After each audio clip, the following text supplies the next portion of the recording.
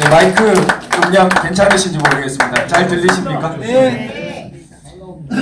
오늘 이렇게 귀한 또 예배당 공간에서 우리 함께 정말 참 오랜 여러 동지님 또 귀한 분들 모시고 이렇게 같이 귀한 시간 갖게 되어서 너무나 감사합니다.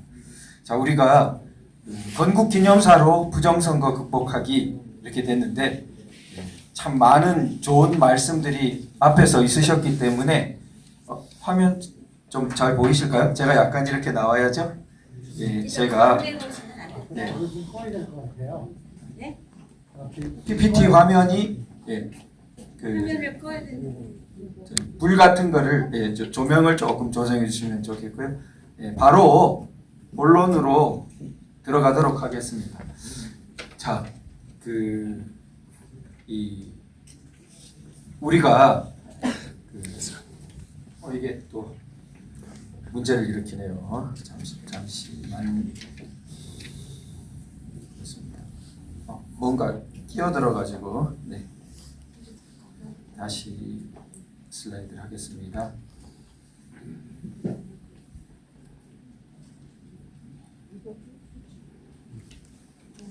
네. 자, 이게 파란 색깔, 빨간 색깔이 극명하게 대조되는데요. 어떠냐면은 지금 파란 색깔은 전부 플러스고 빨간 색깔은 전부 마이너스입니다. 98%인데요. 뭐가 그러냐면은 총 선거 동수 이런 걸 보시면 전국에 총 동이 약 3,500개 정도 있습니다. 그러면은 차이가 왜 나냐 하면은 파란 당은 몇 개 선거구에 후보를 안 냈기 때문에 지금 이게 지난 국회의원 총선, 문제가 많았던 4.15 총선 다음에 4년 지나서 있었던 지난 2024년의 총선 분석입니다. 인하대학교 허병기 교수님, 공과대학 교수님이 전문적으로 분석하신 건데요. 그래서 결국 동수는 대략 3,500개 가량 전국 동수가 있는 거죠. 그럼 이제 둔산동 이런 것이 전국에 3,500개 있는 겁니다. 그러면은 98%라는 거는 뭘 뜻하냐면요. 플러스 마이너스가 뭐냐. 자, 플러스는 사전투표 득표율이, 파란 당의 후보는 사전투표 득표율이 플러스라는 거예요. 뭐 플러스? 본투표 득표율. 본투표에서, 당일 투표에서 자기가 받는 득표율보다 항상 플러스라는 겁니다. 98%면 거의 100%죠. 그러니까 사전투표 득표에서 항상 더 받는다 이거예요.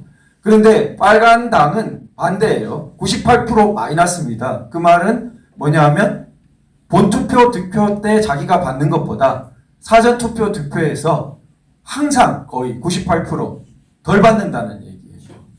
자, 이게 어떤 결과가 되는지 좀 더 구체적으로 말씀을 드리면요. 파란 당의 후보는 본투표 득표에서 만약에 앞섰습니다. 그러면 사전투표는 까볼 것 있습니까? 없습니까? 없습니다. 98% 자동으로 그건 더 받기 때문에 끝난 거예요. 게임이. 그런데 본투표에서 졌어요. 그래도 이 사람은 98% 어떻습니까? 희망을 갖습니다. 왜냐하면 사전투표에 가서 항상 더 받기 때문에 본투표보다 뒤집을 역전의 마음을 가집니다. 그런데 빨간 당은 어때요? 본투표에서 졌습니다. 만약에. 그러면 사전투표는 할 생각도, 계산해 볼 생각도 안 합니다. 98%, 100% 다 더 질 건데, 그러면은 열어볼 기운도 안 납니다. 그럼 본투표에서 이겼습니다. 이 사람이, 빨간 당이. 그러면 마음이 느긋할까요? 여전히 조마조마 불안합니다. 왜냐하면 거의 100% 이 사람은 사전투표 가면 지기 때문에 압도적으로 본투표에서 이겨놓지 않은 한 이것도 뒤집힐라 하고 불안합니다. 자, 여러분. 파란 당과 빨간 당 두 집단 사이의 사기가 어떻겠습니까? 이게 만일에 표 쓰여진 대로 가짜표도 없고 표 있는 대로 계산을 한다 하더라도 이런 경향이 2020년 4.15 총선 이래 벌써 약 큰 선거만 대여섯 번을 할 때 계속 대동소이하게 이런 패턴으로 계속 온 것입니다. 만약 어떤 군대들끼리 붙는데 이미 이런 패턴으로 대여섯 번이 와 있다면은 공정하게 그 수를 계산한다 해도 벌써 우리들이 전력이 비등비등한 것 같아요. 대체로 선거는 그렇습니다. 우리 대전 지역은 전형적으로 그러실 거고요. 대체로 경합지역이라 그러고 박빙이라 그러고 근소한 차이가 난다 그러고 근소한 차이가 난다 하면은 벌써 사기가 파란 쪽은 어떻겠습니까? 올라가고 근소한 차이가 난다는 조사 결과가 나오면 벌써 빨간 쪽은 사기가 뚝 떨어집니다. 하기도 전에 벌써 사기가 이렇게 사기가 차이 나는 군대가 바로 전쟁 해보지도 않고 지는 군대입니다. 그러니까 이런 비정상성이 우리가 계속 겪고 있는 겁니다. 그런 2020년 이래 우리나라가 걸어온 길을 되돌아보면은 이런 패턴은 계속 심화되고 있고 나라는 점점 이상해지고 있다. 우리가 이게 이제 여기 모이신 애국자분들은 뭐 너무나 절감하고 있는 부분입니다. 그래서 이것은 무슨 수학의 법칙이니 뭐니 이것을 말할 필요도 없겠죠. 거의 100% 98% 전국의 3,500개 동이 왜 로봇처럼 다 똑같은 경향을 보이는 거예요? 로봇입니까? 무슨 입력된 값으로 움직입니까? 전국에 우리가 생각해 보면은 대전만 해도 동마다 특성이 같습니까? 안 같습니까? 다르죠. 대전도 유성구 다르고 저기 어디 서구 북구 다 다르죠. 그런데 어떻게 이렇게 이 부분에 가면은 전국 3,500개 동이 똑같이 움직이냔 말이에요. 똑같은 패턴으로. 그런데 밑에 이렇게 딱 써놨지만 자, 이 정도 큰 국민적인 의혹이 있으면은 공정한 법원이고 지금 국가기관이 제대로 작동한다면 수사라든지 조사라든지 재판에서의 엄밀한 증거조사라든지 이런 게 많이 됐어야겠죠. 그런데 잘 알고 계시겠지만 됩니까? 안 됩니까? 안 된단 말이죠. 어떡하자는 거예요? 이렇게 큰 의혹을 가지고 국가기관은 제대로 검증도 조사도 수사도 해주지 않고 그러다가 탄핵 난리까지 계엄, 탄핵 이런 부분까지 나고 지금 조기 대선을 거쳐서 우리가 지방선거를 앞두고 있는 그런 상황입니다. 그래서 그런데 옛날 것을 규명하자고 하면은 규명해야 되는 기관이 움직이지 않으니까 마치 소기의 경읽기식으로 우리가 되니까 이제 안타까움, 화, 실망, 절망 이렇게 계속 반복이란 말이죠. 그런데 그래서 포기하자는 건 아니에요. 우리 건국기념사에도 포기는 없습니다. 그런데 그거 말고 옛날 거 지나간 것에 대한 진상규명 포기는 없어요. 포기는 없지만 그러나 다른 것도 해야 될 게 있어요. 왜냐하면은 지금 벌써 지방선거가 몇 달 뒤에 2달 뒤로 다가왔는데 우리 이 문제 있는 선거제도는 변한 게 있습니까? 없습니까? 없어요.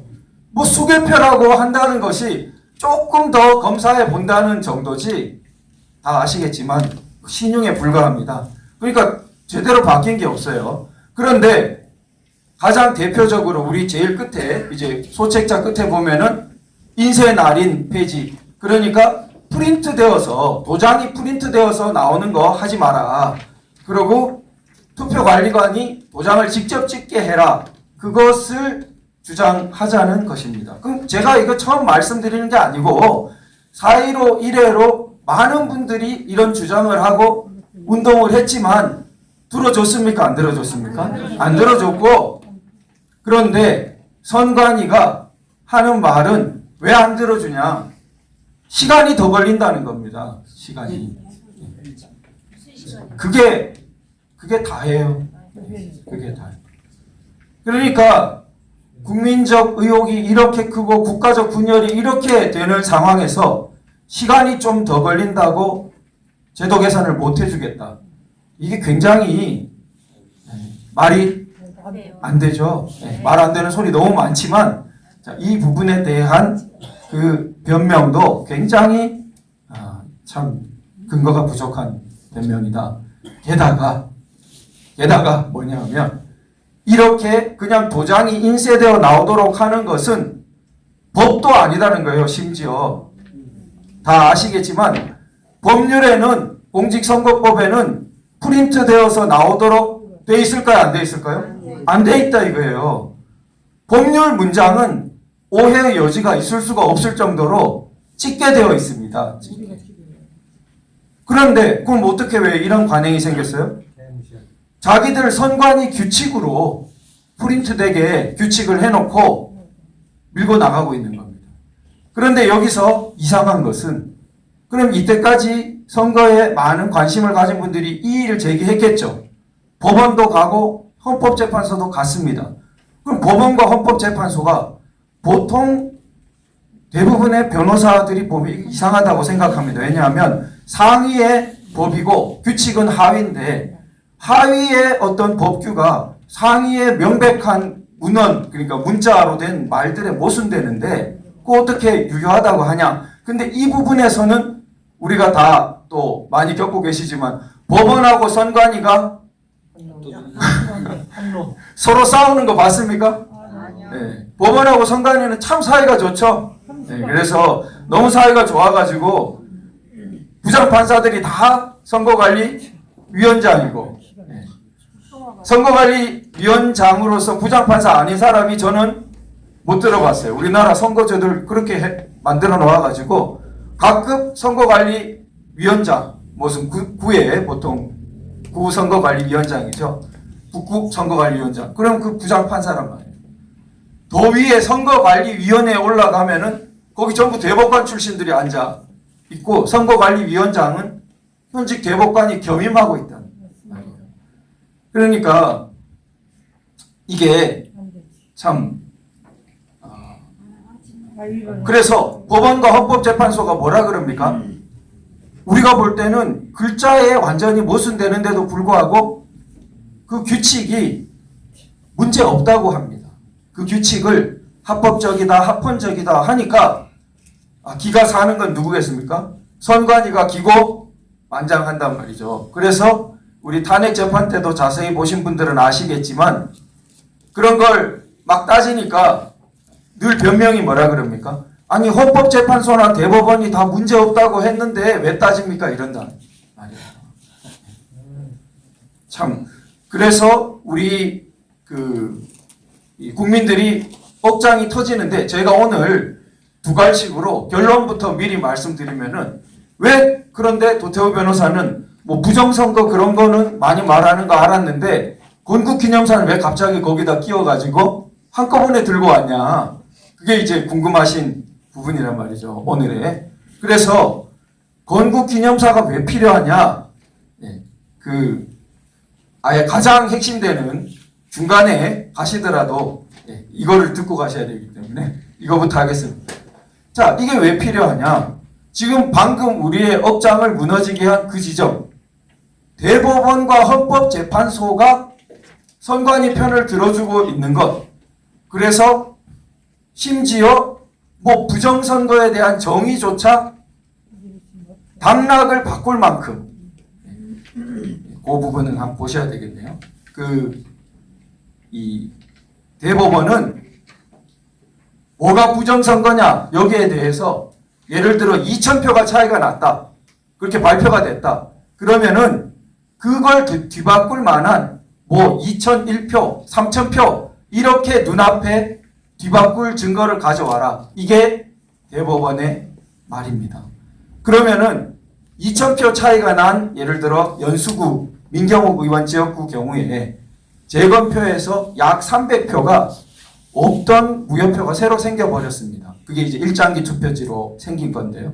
그럼 이렇게까지 이상한 투표지가 생겼으니까 철저히 조사해서 이게 만약 한 표라도 없던 표가 새로 생긴 표거나 부정한 표라면은 부정선거 아니냐? 그러면은 대법원은 뭐라 그런다고요? 2,000표를 차이가 나 있는데 지금 발표가 그거 다 무효라고 해도 2,000표가 안 되니까 상관없다는 거예요. 그 선거가 유효하다는 겁니다. 그러니까 이렇게 대법원이 입장을 아까 전에 그 프린트되어서 도장이 나온 그 선관위의 규칙도 유효하다고 문제없다고 하는 그런 것들은 법이나 헌법에 쓰여져 있겠습니까? 안 쓰여져 있겠습니까? 쓰여져 있지 않아요. 이런 얘기는 법에 없습니다. 헌법에도 없고 그냥 대법원의 권위로 이렇게 말해버리는 거예요. 그러면은 우리하고 반대편에 있는 사람들은 야 대법원이 이렇게 말하는데 왜 네가 대법원보다 무슨 권위가 있냐 이렇게 나온단 말이에요. 도태우 변호사가 이거 도저히 상식적으로 안 맞습니다.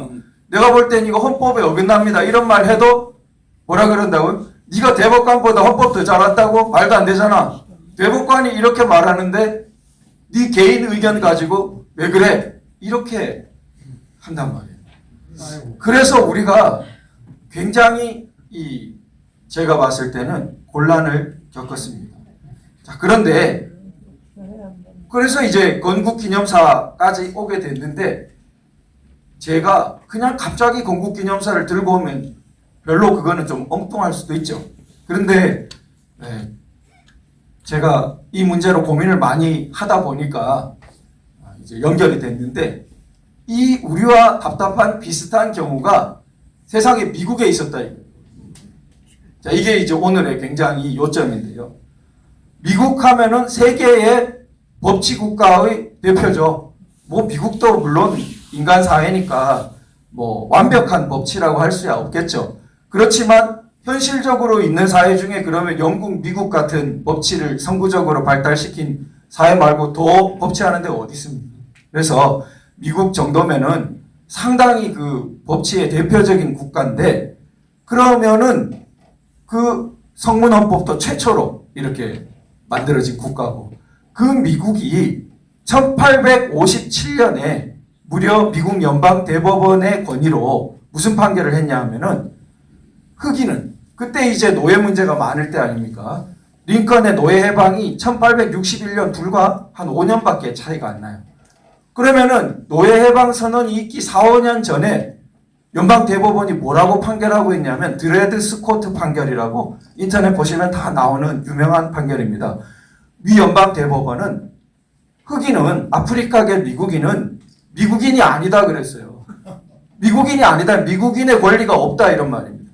그렇게 해야 뭐가 합법화됩니까? 노예제가 합법화됩니다. 노예제 폐지가 안 되고 노예제가 확산되어도 미국 헌법에 문제가 없다는 입장이 되는 겁니다. 세상에 1861년 노예해방 선언이 있기 4, 5년 전에 미국 연방대법원은 놀랍게도 그런 판결을 내리고 있었어요. 그래서 제가 역설적으로 희망을 갖게 됐습니다. 왜냐하면 미국 연방대법원은 우리 대법원에 조금 미안하지만 그래도 세계인들이 그렇게 생각할 거예요. 현재 한국 대법원보다 세계적인 권위가 조금 더 높겠죠. 조금 더 높단 말이에요. 종신이고. 그런데 그 대법원조차도 흑인은 사람이 아니다. 조금 더 과장해서 말하면 그런 판결을 노예해방선언 불과 4, 5년 전에 내놓고 있었다. 그러면 우리가 이제 의문을 갖게 됩니다. 무려 미국 연방대법원 같은 데서 그런 판결을 내놓는데 미국은 어떻게 그게 뒤집혔냐 이거예요. 그 뒤에 미국 역사를 우리가 잘 아시지만 미국 연방대법원이 말하는 것처럼 흑인은 사람도 아니다로 갔습니까? 반대로 가버렸습니까? 반대로 가버렸잖아요. 그 어떻게 법치를 강조하는 미국에서 그걸 어떻게 극복했냐? 그게 이제 저는 연결이 안 되다가 올해 초에 좀 한 열흘간 감기를 앓다가 생각이 났습니다. 자, 이것을 뒤집는 부분에서 여러 가지 이야기가 나왔습니다. 대법원 권위 필요 없다. 그냥 무기를 들고 싸워라. 이런 입장부터 여러 입장이 나왔습니다. 그런데 그 중에 지금 말씀드린 링컨이 나왔어요. 이 조그마한 글씨가 뒤에서 잘 안 보이실 것 같은데 보이시는 분은 같이 한번 읽어볼까요? 그 다운표 시작. 독립선언서의 원리들은 자유사회를 규정하는 정의이자 공리이며 헌법과 법률은 그 원리들을 실현하기 위한 장치이다. 요약해서 말하면은 헌법보다 더 위에 뭐가 있다는 거예요? 독립선언서가 있다. 독립선언서가 뭐냐? 미국 건국 원리. 독립선언서에 그 유명한 무슨 구절이 있냐면 오늘날 천부인권의 나라라고 하는 미국의 그 대표적인 원리, 모든 사람은 평등하게 창조되었다. 하나님 창조자에 의해서 양도할 수 없는 그게 천부인권이죠. 양도할 수 없는 권리를 부여받고 평등하게 창조되었다. 그게 독립선언서에 딱 들어있단 말이에요. 그런데 미국 헌법은 그런 구절이 없었습니다. 1860년대에 개정되기 전까지. 그러니까 헌법이 애매하게 돼 있었어요. 그래서 미국의 헌법 이름으로도 저런 판결도 내리고 노예제도 계속할 수 있었던 겁니다. 그런데 이 노예제는 계속 문제가 되는데 헌법의 이름으로 대법원의 권위로 극복하기는커녕 반대로 치달아갔단 말이에요. 그런데 링컨이 뭐를 가져왔냐? 독립선언서에 모든 인간은 평등하게 창조되었다. 근데 노예제가 웬 말이냐? 이렇게 된 것입니다. 독립선언서는 뭐다? 건국 원리다.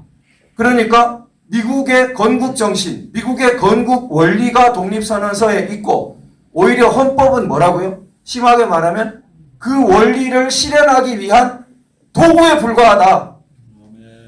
완전히 뒤집어 버린 겁니다. 헌법이 도구에 불과하다면은 그 헌법을 해석하고 권위를 내세우고 있는 대법원과 개별 판결은 독립선언서와 같은 건국 원리에 비해서 권위가 어떻게 되겠습니까? 몇 단계나 아래. 그럴 수밖에 없는 것이 독립선언서와 같은 건국 원리를 밝힌 문헌은 변합니까? 안 변합니까? 성경처럼 변할 수가 없습니다. 부동문자로 고정되어 있습니다. 현대어로 번역하듯이 현대어로 조금 윤문할 수는 있지만 기본적인 그 원문은 딱 고정되어 있단 말이죠. 그러나 대법관은 인적 구성이 변합니까? 안 변합니까? 변하고 헌법도 몇 차례나 개정되었습니다. 그러나 변하지 않는 것, 대한민국이 남아있는 한 변할 수 없는 것은 우리도 건국기념사가 미국의 독립선언서에 비슷한 지위를 갖는 것이 건국기념사. 왜? 노태우 변호사 네 마음대로 말하는 거 아니냐? 그게 아니고 올해를 미국은 건국 250주년으로 축하합니다. 2016년 250주년. 많이 됐죠? 250주년이 됐는데 그럼 기준이 뭐냐? 1776년에 독립선언서를 선포한 해입니다. 독립선언서 선포가 미국 건국의 기준이고 그래서 올해가 250주년입니다. 우리나라는 언제 건국됐습니까? 1948년 8월 15일에 건국됐습니다. 그래서 우리나라가 너무 오래도록 혼란을 겪다 보니까 야 1948년 8월 15일에 건국됐다는 말하면 너 잘못된 말이야 하는 사람이 많아졌죠.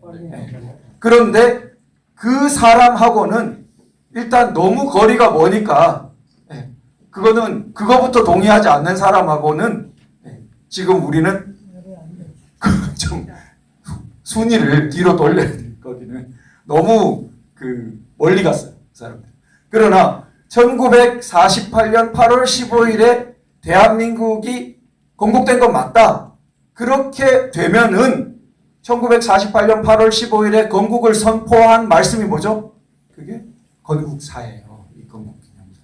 그러니까 독립선언서와 동시에 미국 건국을 선포한 것처럼 48년 8월 15일에 건국을 선포한 말이 건국기념사로 알려져 있는 이 말씀.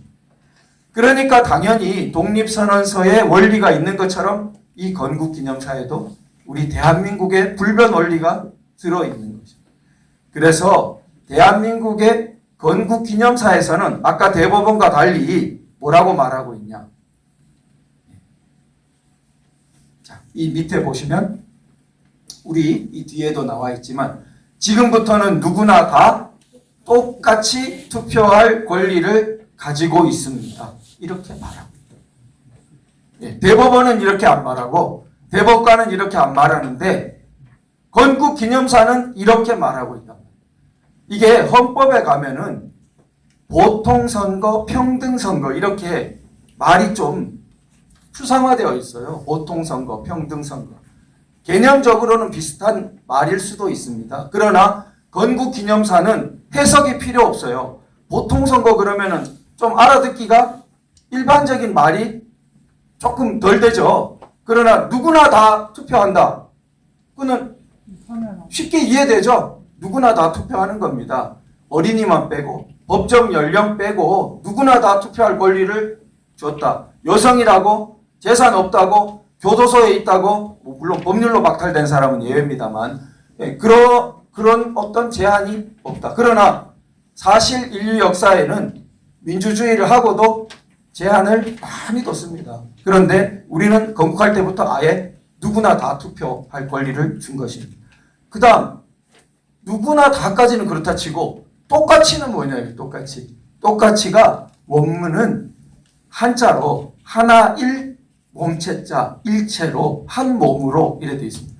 한 몸으로 제가 이렇게 만약 썼으면은 너무 이해가 안 돼요. 그래서 그거를 오늘날 뜻으로 제가 똑같이라고 한 것입니다. 한 몸으로 이게 뭐냐? 자, 전부 다 만장일치로 하라 이럴 리는 없어요. 뭐 그럴 리가 어디 있겠습니까? 그런데 대표적인 뜻은 보통선거 다음에 항상 평등선거가 옵니다. 평등선거. 평등선거라는 것은 헌법에 있는 그 뭐냐? 보통 가장 간단히 누구나 한 표다 이거예요. 모든 사람에게 투표권을 줬지만 어떤 사람은 박사님이니까 1.5표 주고 어떤 사람은 우리 어려워서 초등학교밖에 못 나왔습니다 하면은 0.5표 주고 이러면 된다는 겁니까? 안 된다는 겁니까? 안 된다는 거예요. 투표할 권리를 줄 뿐만 아니라 똑같이 줬다는 거죠. 한 표 한 표씩. 그래야 말이 되죠. 우리가 알고 있는 대한민국이 그렇죠? 원래 그게 건국기념사의 원리로 들어있다 이겁니다. 여기 본문에. 확인하고 싶으신 분은 본문 우리 9페이지 보시면 돼요. 자, 건국기념사에서 그러면은 똑같이 이게 부정한 표가 가짜 표가 한 표가 들어가면 어떻게 됩니까? 똑같이 하는 그 권리가 유지됩니까? 무너집니까? 무너집니다. 무너진다. 너무 빠르신데요?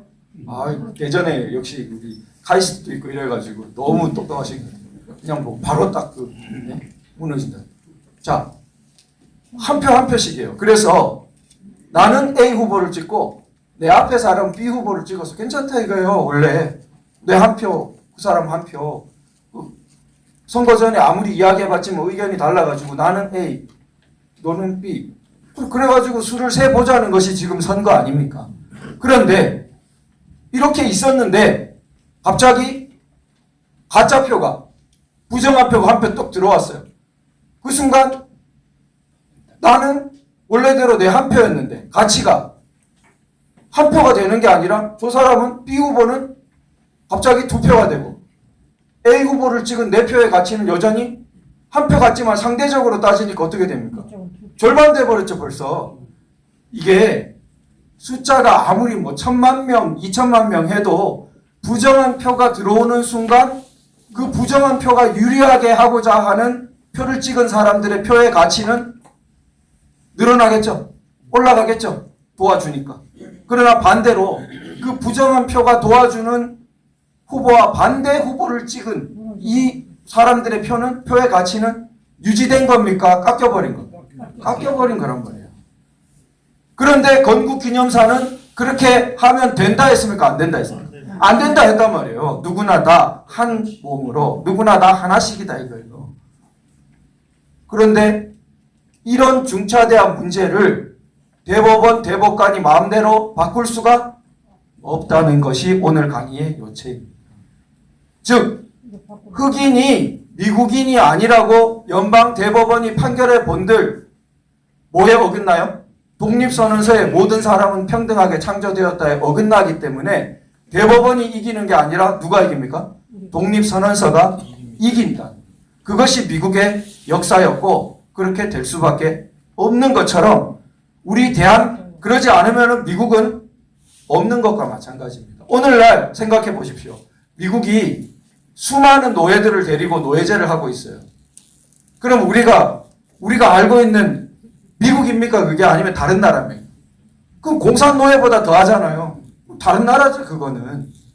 그래서 미국이 유지되는 한 독립선언서가 이길 수밖에 없었던 것처럼 대한민국이 유지되는 한 건국기념사가 대법원의 이 이상한 자기들끼리의 해석을 이길 수밖에 없다는 것입니다. 단 조건이 있어요.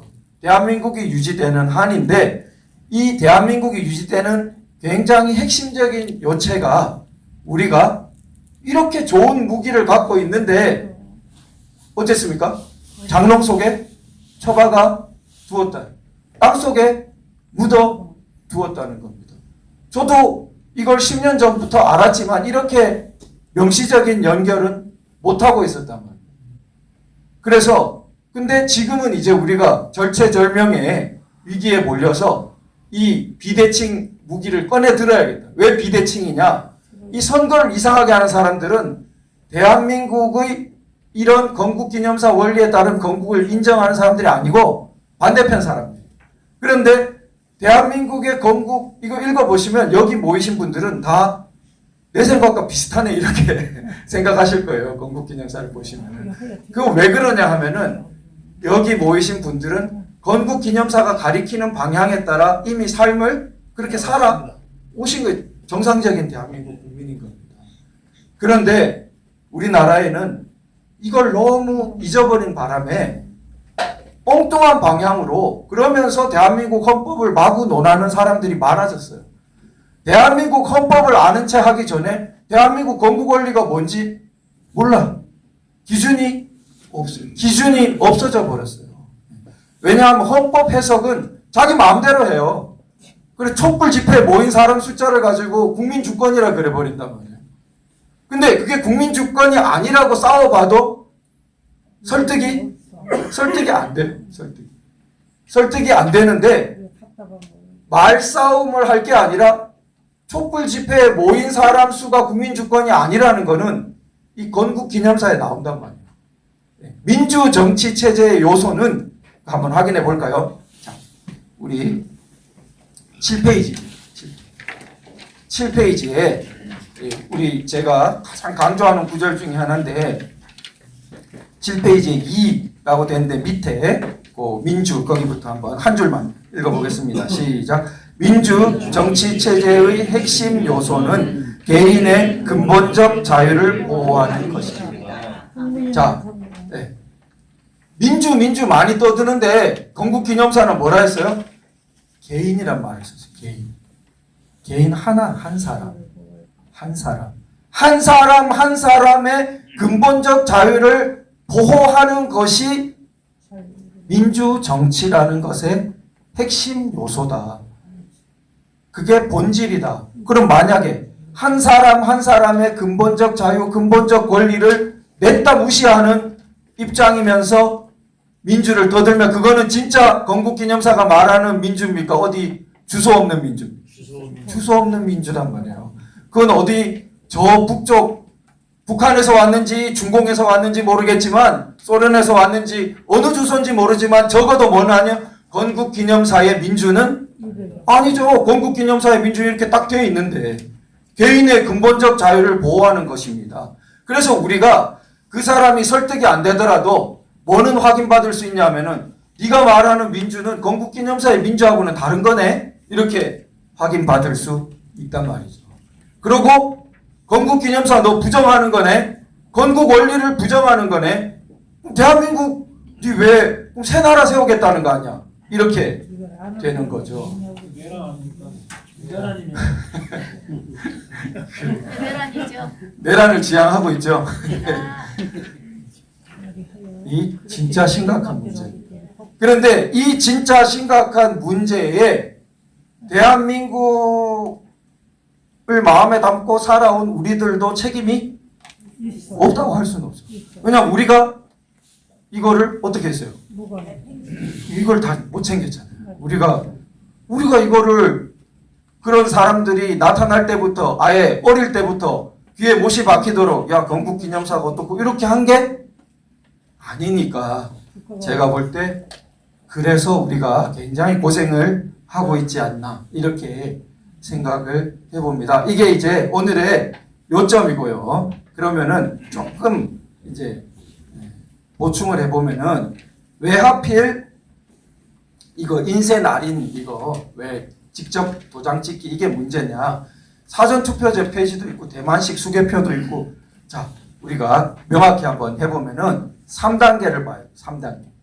자, 처음이 요 인쇄 날인 폐지, 개인 도장 직접 날인. 두 번째가 사전투표제 폐지. 세 번째가 대만식 수개표. 이게 왜 그런지 간단합니다. 첫 번째 인쇄 날인 폐지는 무슨 차원이에요? 선관위 규칙 차원이에요. 법은 오히려 직접 찍게 하고 있어요. 법을 어기고 있는 겁니다. 자기들이. 그러니까 이거는 법을 바꿀 필요가 있습니까? 없습니까? 없어요. 법을 바꿀 필요가 없어요. 그리고 법에 어긋나는 행위를 하고 있는 선관위를 우리가 계속 공격할 때 우리 입장을 정당성을 설명하기가 제일 쉽죠. 네, 이게 그래서 첫 번째입니다.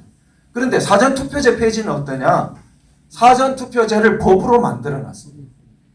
법이 안 바뀌는 한 사전투표를 시행해야 돼요. 지금 그렇게 돼 있다. 법을 그렇게 만들어 놓은 거예요. 자기들이. 그러면은 지금 의석 분포를 보세요. 그 법을 지금 어느 세월에 통과시키겠습니까? 사전투표를 폐지하는 법을. 쉽게 통과가 되겠습니까? 안 되겠습니까? 쉽게 통과가 안 되잖아요. 그런데 이 두 개 과제를 막 뒤섞으면은 이게 지금 저쪽 사람들은 이제 웃는 거예요. 이게 지금 과제의 성격을 구분을 잘 못하고 있다고 금방 표현하는 거죠. 자, 그러나 이런 것들은 다 뭐 때문에 합니까? 부정선거를 막고 선거의 공정성을 확보하려고 하는 거죠. 근데 첫 단계는 직접 찍고 두 번째는 아예 사전투표 없어져야 되고 세 번째는 어떻습니까?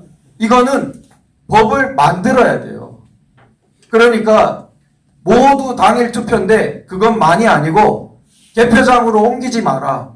거기 투표한 거기 그대로 놓고 그 장소에서 동일 장소에서 개표를 해라. 그리고 전부 수개표를 해라. 그러면은 이거는 무슨 상황이라고요? 아예 법을 새로 만들어야 되는 상황. 우리 주장에 따라. 그러니까 과제 성격이 더 어렵잖아요. 이 3단계 과제가 있는 거예요. 우리는 1단계, 2단계, 3단계로 밟아 나가야 되는 거죠. 그래서 첫 단계, 그럼 이미 법이 있는데 우리가 이러고 있는 사이에 저들은 어떻게 합니까? 이 불법적인 규칙을 오히려 뭐로 만들려고 해요? 상세, 예, 법으로만. 정답은 알고 있어요. 오히려 이거를 불법적인 규칙을 자꾸 우리가 문제 삼으니까 신경 쓰여. 이거 아예 자기들 의석 마음대로 아까 전에 입법 왜곡죄 만들어야 될 정도로 마음대로 통과시키니까 이거 아예 법으로 만들어. 이렇게 지금 나오고 있다. 그래서 더더욱 우리가 이 1단계의 과제에 굉장히 좀 초점을 모아야 된다. 자, 초점을 모으는 것의 위력에 대해서 우리가 또 생각해 봐야 됩니다. 우리는 부정선거라든지 이런 문제에 너무나 이 열받고 흥분한 나머지 어떻게 합니까? 많은 말을. 그렇죠? 많은 말을 하고 많은 증거를 제시하려고 하고 이것도 있다, 저것도 있다, 이렇게 해야 된다, 저렇게 해야 된다. 자, 우리가 여기 계신 분만 하더라도 각자 한마디씩 다른 말을 하면은 전달이 되겠습니까? 안 되겠습니까? 이 밖에 있는 사람에게 전달이 안 됩니다. 그런데 형상은 어떠냐면 여기 모이신 분들보다 수십 배, 수백 배 되는 사람들이 우리와 딴 이야기들을 통일된 말로 이 사람들은 음모론에 빠진 사람들이고 이 사람들은 이상한 사람들이라고 떠듭니다. 통일된 목소리로. 우리는 아직 저 사람들을 압도할 만한 큰 스피커도 갖고 있지 않은데 더 큰 앰프로 떠드는데 우리는 각자 딴 말합니다. 이게 지금 싸움이 안타까운 거죠. 그래서 근데 무슨 권위로 이거를 합하냐 이거예요. 권위가 없어요. 우리는. 자, 도태우 변호사가 옛날부터 싸웠으니까 도태우 변호사를 좀 존중해야 따라보자. 나도 옛날부터 싸웠다. 나는 더 옛날부터 싸웠어요. 통일이 안 돼. 근데 우리가 다 같이 권위를 호소할 수 있는 게 뭐라고요? 여기 있다. 대한민국 건국기념사, 미국 독립선언서처럼 제가 제 이야기가 아니고 뭘 이야기하고 있는 거예요? 건국기념사에 이렇게 되어 있다라고 이야기하는 거죠. 그러니까 우리가 같이 건국기념사 깃발을 들고 싸우자. 도태우 깃발이랬어요? 무슨 당 깃발이랬어요? 그게 아니잖아요. 건국기념사 깃발을 들고 싸우자. 이거는 우리를 배신하지 않아요. 말씀은. 왜냐하면 이 말씀은 바뀌지가 않아요. 이랬다 저랬다 변덕이 없단 말입니다. 이건 그대로 있어요. 미국 독립선언처럼. 250년을 버텨서 미국의 갈 길을 가리켜온 등대가 된 독립선언서처럼 사실은 우리도 우리 대한민국의 갈 길을 영원히 비추고 있는 이 등대 빛이 있는데 탕자처럼 지가 나간 거예요. 집이 없는 게 아니고 아버지 집은 계속 있었어요. 여기. 근데 우리가 뛰쳐나가가지고 자기 마음대로 산 겁니다. 기준이 없는 것처럼. 자기 집이 없는 것처럼. 그러다가 실컷 고생을 하고 돼지 먹이도 못 먹는 상태가 된 겁니다. 지금. 그러고서야 뭘 떠올렸어요? 아 맞아. 내 아버지 집이 있었잖아. 이거 있었잖아. 이런 상태가 됐다는 거죠. 그런데 어떻게 성경에 어떻게 했어요? 돌아갔죠? 네. 아버지를 믿고 돌아갔단 말이에요. 과연 아버지는 올 줄 알았다 너 안아준단 말이죠. 돌아가면 되는 거예요. 우리 다시 이거로 돌아가면 된단 말이에요. 우리 단결하기 어렵죠? 단결하기 한편으로는 쉬워요. 왜? 건국기념사로 뭉치면 그래서 부정선거를 극복해야 되는데 미국도 마찬가지입니다. 노예제를 극복해야 되는데 뭐로 극복하냐 이게 굉장히 중요해요. 일제를 물리쳐야 되는데 뭐로 물리쳐야 되냐. 이게 사실은 그 뒤의 사회를 굉장히 결정합니다. 그래서 노예제를 물리쳐야 되는데 총 들고 싸워가지고 노예제를 물리치겠다는 사람도 있었습니다. 그러면은 그 사람들이 성공하기도 어려웠겠지만 요행 성공했다고 했을 때 그 다음 체제가 어떻게 되겠습니까? 우리가 아는 법치라든지 정교한 사회 시스템은 어떻게 되겠습니까? 총칼로 이겼는데.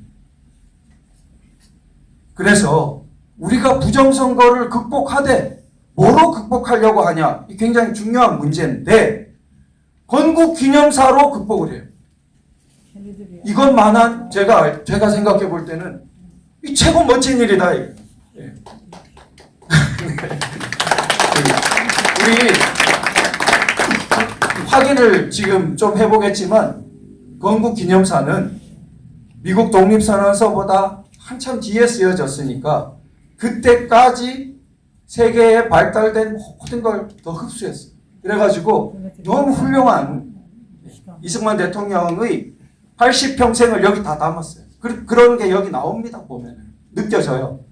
그래서 이승만 대통령이라는 그 위인에 동서양을 통합한 그 위인에 이 모든 게 담겨 있어요. 그러니까 아주 훌륭한 이게 우리 일종의 등대로 딱 있는 겁니다. 우리가 찾으면 돼요. 그래서 아까 인쇄 날인 그 부분 말씀드렸고 여기는 대전이니까 제가 특별히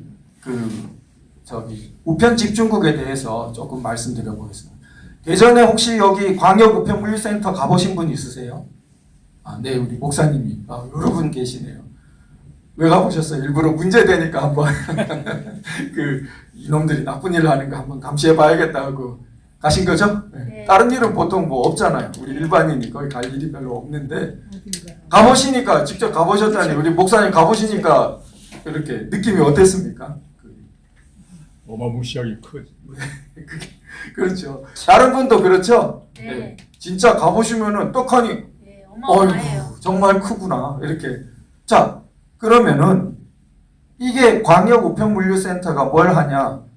자, 제가 이제 경북 대구에서 포항으로 우편투표가 간다. 포항은 우리가 알다시피 동쪽 바다에 있지 않습니까? 대구는 내륙에 있고. 그러면은 대구에서 포항으로 가는 우편투표인데 우리 상식으로는 그러면 동쪽으로 차가 달려야겠죠? 근데 그 차가 그렇게 안 달려요. 어떻게 달립니까? 대전으로 올라가요. 그리고 대전에서 포항으로 갑니다. 차의 동선을 그렇게 짜놨어요. 처음에 우리 4.15 직후에는 이거 조작의 흔적이라고 생각했어요. 도저히 있을 수 없는 동선을 그린다고 생각했습니다. 그런데 나중에 알게 됐는데 우체국이 국회의원한테 공식적으로 낸 문서에서 공교롭게 2020년 때부터 자기들이 집중국을 세워가지고 이렇게 운영하고 있습니다. 이랬어요. 그 운영은 뭐냐면 경북의 예를 들면 충남도 비슷합니다. 각 도를 한 서너 개로 쪼개요. 경북 같으면은 대구가 있는 남부, 포항이 있는 동부, 안동이 있는 북부, 구미 김천이 있는 서부 이렇게 한 4개로 쪼개고 남부에서 돌거나 동부 자기들끼리 도는 거는 대전은 안 거쳐요. 포항에서 영덕 보내는 건 안 거쳐요. 그런데 대구에서 포항 보내거나 대구에서 안동 보내거나 대구에서 김천 보내거나 이러면은 전부 대전 거쳤다가 가는 거예요. 그렇게 자기들이 내부 규칙을 만들어 놨어요. 자, 이게 우리가 좀 정교해야 되기 때문에 합리성이 전혀 없는 것은 아닙니다. 일반 우편이라면. 이게 이제 물류를 고민하신 분들은 아시겠지만 차를 다 배정해야 되는데 소량 가는 것마다 차를 배정하려면은 특히 우편처럼 얇고 통수가 많은 그런 것들은 비효율적일 수가 있는 거죠. 그러니까 일반 우편이라면은 좀 이해할 수 있습니다. 거기다가 다 몰아가지고 행선지를 딱 통일시켜가지고 차를 배정하는 것이 효율적이다. 근데 문제는 지금은 그런 일반 우편이 아니라 뭡니까? 투표지가 왔다 갔다 하는 거예요. 그거를 같이 취급한다는 것이 문제가 크고 만약에 같이 취급할 수밖에 없어가지고 같이 취급한다면은 전제가 있습니다. 이 집중국에 100만 통 이상 대전에 막 모이는데 그 소중한 투표지가 100만 통 이상 갑자기 들이닥쳐가지고 모이는데 그게 한 표 한 표가 소중하니까 감시를 얼마나 철저히 하고 국민들에게 공정하게 되도록 해야겠죠? 네. 근데 그러기는커녕 뭘 자랑해요? 무인 시스템을 자랑한다. 무인 시스템은 김치 보내고 우리가 뭐 슬리퍼 보내고 이런 거 할 때 무인 시스템으로 분류해가지고 빨리 분류하고 빨리 보내고 하는 게 자랑일 수 있지만 반대로 투표지가 100만 통 올라갔는데 무인 시스템에 가가지고 분류되어서 나옵니다. 말이 무인 시스템이지 그 안에 조정하는 한두 사람이 있을지 없을지 누가 확인합니까? 감시 기능이 없습니다. 그것이 우리 지금 전국에 두고 대전 우편집중국과 광역우편물류센터와 동서울, 수도권은 동서울 집중국이 그리고 나머지는 대전 광역우편물센터가 한다고 자기들이 써놨어요. 국회의원한테 내는 보고서에. 그리고 투표지도 마찬가지로 그렇게 운영한다고. 그러면은 우리의 오랜 의문이 거기서 굉장히 이제 심증으로 많이 더 올라서게 되는. 도대체 이 많은 투표지들을 어떻게 끼워 넣거나 바꿔치기 했을까? 감시하는 눈이 많은데 이런 식으로 반론도 많이 제기하죠. 사람 보는 눈이 많은데 100만 통씩 어떻게 바뀝니까? 이러고. 아니 그 기사들이 모릅니까? 기사들은 선량하게 몰고 갑니다. 자, 대전으로 가는 운전기사분도 선량한 마음으로 몰고 갑니다. 옆에 감시한다고 앉은 경찰관도 좋은 마음으로 올라갑니다. 아무 문제도 없었습니다. 대전으로부터 받아가지고 포항으로 내려가는 운전기사도 성실하게 야밤에 몰고 갑니다. 그 옆에 앉은 경찰관도 성실하게 잠깐은 졸겠지만 보면서 문제 없다고 갑니다. 문제는 어디서 생겼어요? 저 감시 무인 지역이라고 하는 거기에서 생겼다면 올라간 기사 경찰관이나 내려간 기사 경찰관이 알 수가 있습니까? 없습니까? 알 수가 없죠. 전부 선량한 우리 국민일 뿐이에요. 그러니까 그렇게 많은 눈이 감시하는데 어쩌고 저쩌고 하는 말이 사실은 굉장히 허점이 있는 말이 되는 거죠. 그리고 근데 이렇게 알려줘도 듣습니까? 안 듣습니까? 안 들어요. 이렇게 알려줘도 안 듣고 그냥 정해진 결론대로 그냥 반복된 테이프 리코더 틀듯이 계속 같은 말이에요. 그런 상황을 우리가 많이 겪었고 그런 이야기를 선관위 홈페이지나 이렇게 계속해서 수정하지 않고 써놓습니다. 우리가 이제 그런 절벽 같은 상황을 많이 겪는데, 그래서 제가 말씀드리는 거는 그 사람들한테 절벽 같은 그런 경우에 너무 이제 자꾸 부딪히지 마시고, 그러면 이제 우리 마음도 상하고 힘도 빠지고 그럴 수가 있거든요. 근데 우리가 조금 더 관심을 가져봐야 될 거는 이것을 의심하고 혹은 부정선거를 더 확신하고 이런 분들끼리 마음이 모아져요, 안 모아져요? 그 마음도 안 모아진다고요. 그 마음도. 그래. 근데 취미도 다르고 어법도 다르기 때문에 꼭 사이가 좋아야 되는 건 아니에요. 뭐 그렇지 뭐. 우리가 뭐 고향 친구처럼 안 그렇지는 않을 수 있다. 그러나 뭐가 같아야 돼? 예를 들어 뭐에 요번에 지금 제가 말씀드린 것처럼 인쇄 날인 폐지하고 투표관리관 도장 직접 날인하는 것을 이번 지선 전에 우리 반드시 힘을 모아가지고 단일 구호로 이거 크게 한번 외치고 집회하고 행진도 하자 이러면은 그렇지 같이 해야지. 이거는 돼야 되겠어요, 안 돼야 되겠어요? 이게 돼야 된단 말이에요. 같이 친하게 커피 먹으라는 얘기가 아니잖아요, 이거는. 네? 그리고 같이 늘 회의하라는 것도 아니잖아요. 이것 정도는 해야 된단 말이에요. 이것 정도는. 그래서 그것 정도 해야 된다는 걸 또 매주 나와라 라든지 이것도 외치고 저것도 외쳐라. 그러면은 효과가 또 떨어진단 말이죠. 4월 18일 하루만은, 그리고 그날만은 단일 구호로 서울에서 예를 들어 광화문에서 선관위까지 긴 행진을 해가지고, 그것도 미국에 있었던 예입니다. 긴 행진으로 자신들의 의사를 이렇게 표출하는. 그래서 그 선관위 앞에서 요구를 하고 항의 서신도 전달하고 우리 국민들에게 우리의 통일된 뜻을 알리는, 제도권 언론이 안 도와주기 때문에 이렇게 해도 모르는 국민들은 알까 말까예요. 그런데 만약 목소리도 분산되고 이 말하고 저 말하고 도대체 다른 국민들이 알 수가 없다. 이 사람들이, 즉 우리들이 무슨 주장을 하고 주로 뭐를 요구하는지를 알 도리가 없습니다. 너무나 산만하기 때문에. 그래서 우리가 마치 레이저의 원리처럼 그러면 안 되고 이 집중을 레이저 포커스처럼 이렇게 해야 된다. 우리 그런 부분이었고요.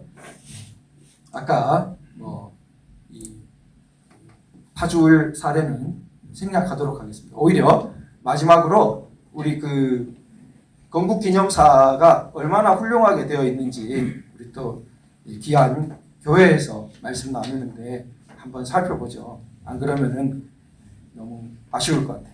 10쪽을 한번 보십시오. 소책자 10페이지. 소책자 10쪽을 한번 보시면 제가 이게 너무나 훌륭하기 때문에 미국 독립선언서를 부러워할 필요가 없다. 저는 그렇게 생각해요. 너무 정말 큰 빛입니다. 물론 우리 이제 교회 성도님들 많으시고 그러니까 뭐 건국기념사 도태우 변호사가 너무 뭐 일종의 약간 우상처럼 그런 거 아니냐. 아니 성경하고 지위가 다르잖아요.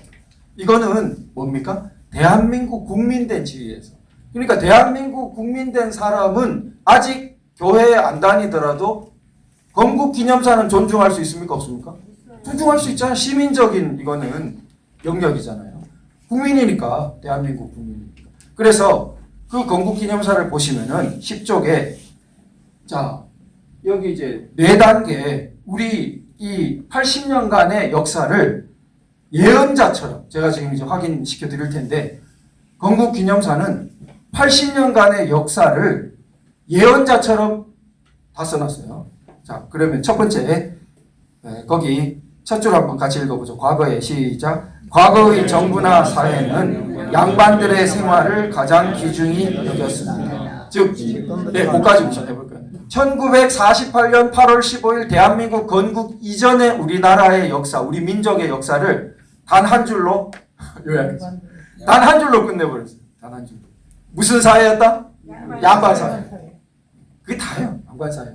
그 말로 다 요약한 겁니다. 48년 8월 15일 이전 우리 사회는 양반들 잘 사는 사회.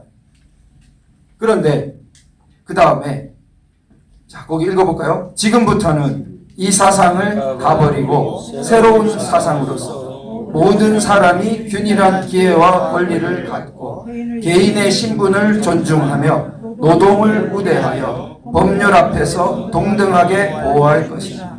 선포를 했다. 너무나 거대한 선포를 했어요. 법률 앞에서 모든 사람이 어떻게 해요? 동등하게 보호받을 것이다.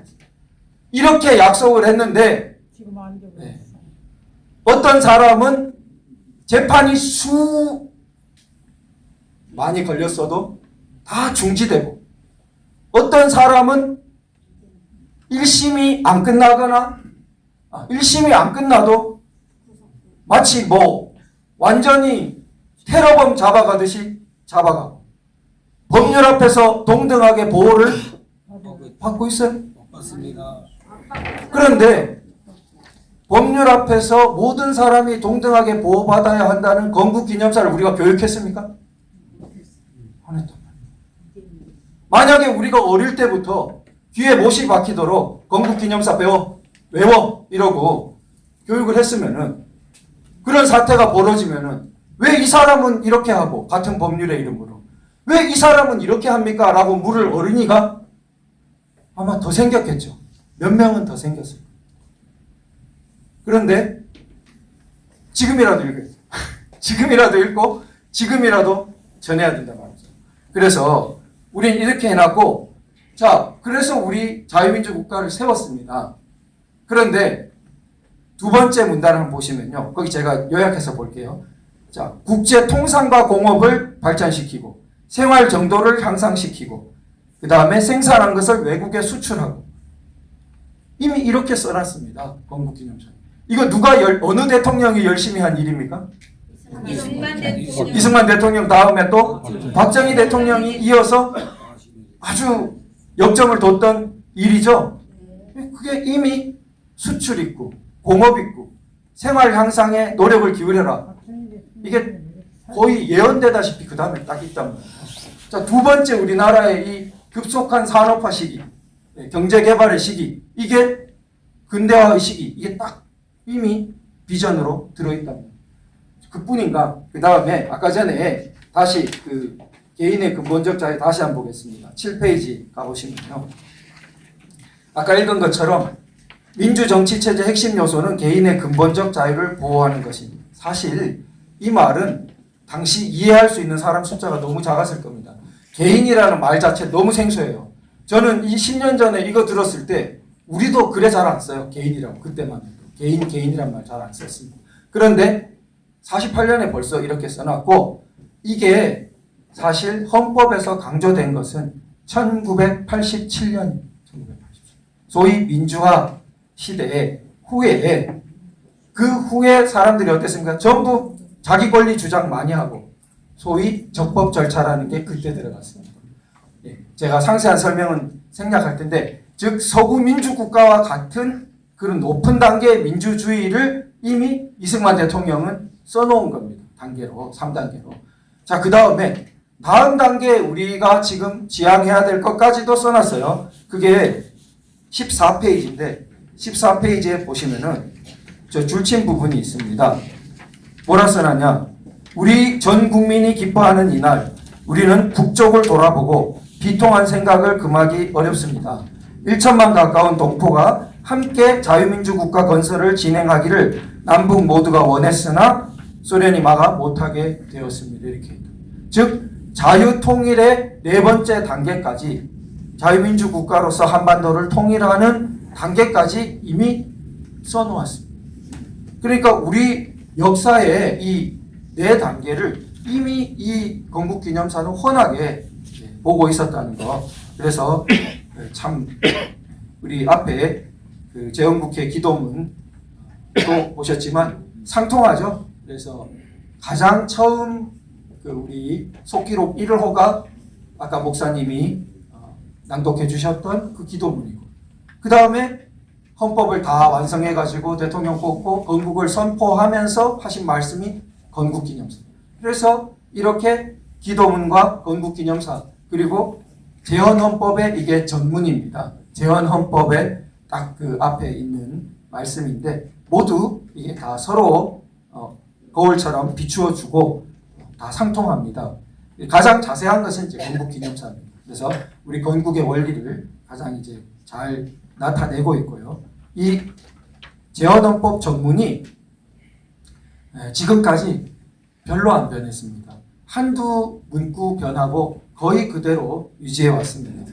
그런데 지금 기준이 너무 잊혀져 가다 보니까 여기에다 온갖 거 전문에다가 뭐 넣으려는 헌법 개정을 자꾸 시도하고 있죠. 자, 그럴 때 우리가 이 건국기념사가 다시 한번 이제 우리가 소환해야 됩니다. 자, 헌법 개정을 조건이 된다고 다수의 숫자를 맞췄다고 무한정할 수 있겠습니까? 안 되죠. 근데 우리가 이제 상식적으로 아무리 헌법 개정한다지만 갑자기 뭐 군주국가로 대한민국을 바꾼다. 그건 말도 안 되지. 이렇게 우리가 생각하죠. 그럼 군주는 아닌데 모 대통령이 너무 잘하기 때문에 그 사람 20년간 할 수 있도록 어떤 당이 뭐 한 20년 집권할 수 있도록 이렇게 헌법을 바꾸자. 왜 안 돼? 이러면 왜 안 된다고 해야 되죠? 왜 안 돼요? 그러면은 서독 같은 데는 이런 거는 개정을 못 한다고 명시를 해놨습니다. 근데 우리는 그런 조항이 없어요. 그러면은 법학자들이 해석으로 이런 거는 못 바꾼다고 하면은 우리 대법원이나 헌법재판소가 말을 듣겠습니까? 안 듣겠습니까? 안 듣는단 말이에요. 자기 해석 권한은 내한테 있는데 이러면서 그거 바꿀 수 있어 이래버리면은 그럼 우리가 다시 뭘 들고 나와야 돼요? 건국기념사에 건국 원리가 되어 있는데 그런 말을 누가 했습니까? 링컨 했죠. 독립선언서에 원리가 되어 있는데 그것과 어긋나는 예를 들어 노예제를 인정한다 이런 식으로 애매한 헌법에서 그러면은 노예제를 인정한다는 헌법으로 바꾸면은 헌법이 바뀌었으니까 미국은 노예제 할 수 있는 겁니까? 그게 안 된다는 것이 요점입니다. 그 왜 안 되냐? 독립선언서의 건국 원리가 미국이라는 게 있는 한은 모든 인간은 평등하게 창조되었다고 되어 있는데 네 마음대로 그걸 헌법 이름으로 바꿨다고 그게 미국 헌법이라고 인정받을 수 있을 것 같냐는 것이 링컨의 주장인 것이고 그게 이긴 겁니다. 즉 우리가 그래서 더욱 살펴보시면은 여기 모이신 분들은 다행스럽게도 내 생각과 너무 비슷한 말만 써져 있을 겁니다. 아까 지금 제가 몇 구절 같이 읽어보았지만 비슷하죠? 생각이. 네. 마음이 편하시죠? 네. 근데 이걸 읽고 마음이 몹시 불편한 사람들이 너무 많은 힘을 가져버렸어요. 대한민국인데. 그러면 대한민국 건국기념사를 읽고 마음이 편한 사람들이 힘을 가져야 될 텐데. 거꾸로 대한민국 건국기념사 읽으면 몹시 마음이 불편한 사람들이 잔뜩 힘을 가졌는데 우리의 희망은 미국도 그랬다. 미국도 노예해방 선포되기 전 1850년대에 연방대법원이 자기만 고집 부려가지고 그냥 연세 많은 대법관의 고집으로 저런 게 나왔겠습니까? 그렇지 않았습니다. 왜? 노예제를 하면은 돈을 많이 법니다. 노예로. 그러니까 노예 노동으로. 그래서 미국의 당시 1850년대는 미국 사회의 제도권의 더 강력한 목소리는 노예제 찬성입니다. 놀랍게도. 미국 사회에 힘 있는 언론, 미국 사회에 힘 있는 양쪽 정당 모두 다 명확하게 노예제 반대 입장이 아니었고 반대를 명확하게 하는 사람들은 우리 평강교회처럼 이런 중소규모 교회, 독실한 크리스천 그런 사람들이 미국 헌법 열심히 좋아하는 시민 이런 사람들이 주축이 되어 가지고 이 거대해 보인 노예제 찬성을 무너뜨려 버린 것입니다. 그런데 손에 뭐가 들려 있었어요? 독립선언서가 들려. 그래서 우리도 건국기념사의 깃발을 들고 지금은 저 힘이 굉장히 강력해 보이지만 저게 대한민국에 합치되는 방향이 아니기 때문에 마치 미국이 독립선언서의 방향이 그때로 봐서는 변변한 당도 없었습니다. 그때 야당 역할을 노예제 주된 찬성하는 게 민주당이었고 남부 중심에 그 반대해야 되는 연방당이라고 오래된 당이 있었는데 지금 이름도 없잖아요. 연방당. 그 연방당이 제대로 반대가 안 돼요. 마치 오늘날 우리 저 아까 빨간 당처럼. 그래서 이게 제대로 강력한 반대가 안 돼요. 그러다가 그 연방당이 쪼개져 버려요. 연방당이 쪼개지고 이 군소 정당들이랑 강력한 시민 세력이 노예제 반대로 합쳐가지고 탄생한 정당이 트럼프의 지금 공화당. 그 링컨 공화당이라고 그래서 말합니다. 링컨 때 그 공화당이 생겨가지고 지금까지 미국 역사에 큰 역할을 해오고 있는 것입니다. 그게 미국 건국 후에 몇 년 정도입니까? 약 80년 정도 뒤에 일어난 일입니다. 지금 우리나라 건국 후에 몇 년 정도 지났습니까? 약 80년 정도 다가가고 있습니다. 이게 역사의 우연만은 아니라고 생각합니다. 이게 건국 원리가 80년 정도 지나면 체험으로 익힌 세대가 거의 이렇게 사망하시거나 연세가 많이 드십니다. 그때 건국 원리가 만약 잊혀지고 망각되면 그 나라는 끝나는 거고 그때 다시 한번 그 약해진 건국 원리의 기억을 되새겨 가지고 맞아 우리가 원래 나가려던 게 이런 거였지 했을 때 중흥되어 가지고 이제는 기반이 튼튼해지는 겁니다. 다시 한번 자각했기 때문에. 그래서 우리가 그런 중요한 순간에 서 있다고 여겨지고요. 그래서 요점은 그냥 부정선거 극복하기도 어려워 보이지만 오히려 그 무정형의 방향이 아니고 건국 기념사로 부정선거 극복하기. 마치 독립선언서로 노예제 폐지하기. 이렇게 나아가는 길로 우리가 함께 나갔으면 좋겠다는 말씀입니다. 네, 감사합니다.